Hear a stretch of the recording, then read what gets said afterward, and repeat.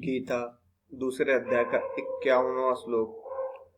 भगवान कहते हैं अर्जुन से कि कारण कि समता युक्त बुद्धिमान साधक कर्मजन्य फल का अर्थात संसार मात्र का त्याग करके जन्म रूप बंधन से मुक्त होकर निर्विकार पद को प्राप्त हो जाते हैं।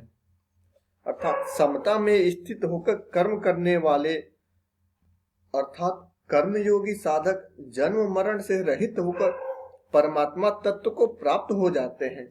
अतः कर्मयोग मुक्ति का स्वतंत्र साधन है।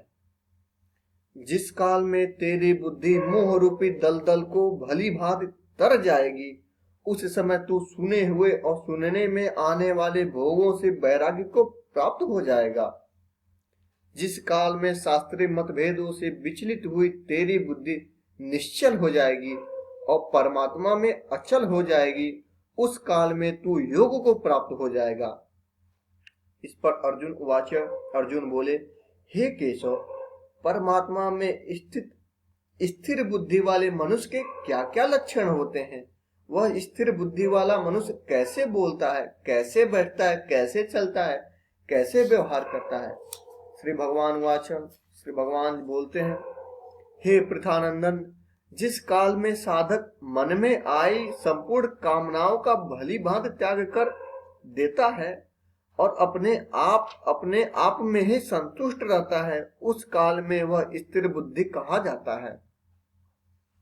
दुखों की प्राप्ति होने पर जिसके मन में उद्वेग नहीं होता और सुखों की प्राप्ति होने पर जिसके मन में स्पृहा नहीं होती तथा जो राग भय और क्रोध से सर्वथा रहित हो गया है, वह मननशील मनुष्य स्थिर बुद्धि कहा जाता है। सब जगह आसक्ति रहित हुआ जो मनुष्य उस शुभ अशुभ प्राप्त करके न तो प्रसन्न होता है न ही द्वेष करता है, उसकी बुद्धि स्थिर है।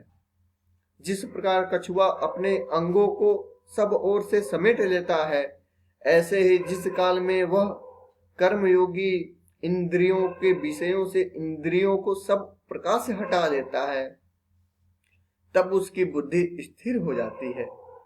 निराहारी यानी इंद्रियों को विषयों से हटाने वाले मनुष्य के विषय तो निवृत्त हो जाते हैं, पर रस निवृत्त नहीं होता। परंतु परमात्मा तत्व का अनुभव होने से इस स्थिर प्रज्ञ मनुष्य का रस भी निवृत्त हो जाता है, अर्थात उस संसार में रस बुद्धि नहीं रहती। कारण कि हे कुंती नंदन, रस बुद्धि रहने से यत्न करते हुए विद्वान मनुष्य की प्रमथनशील इंद्रियां उसके मन को बलपूर्वक हर लेती है।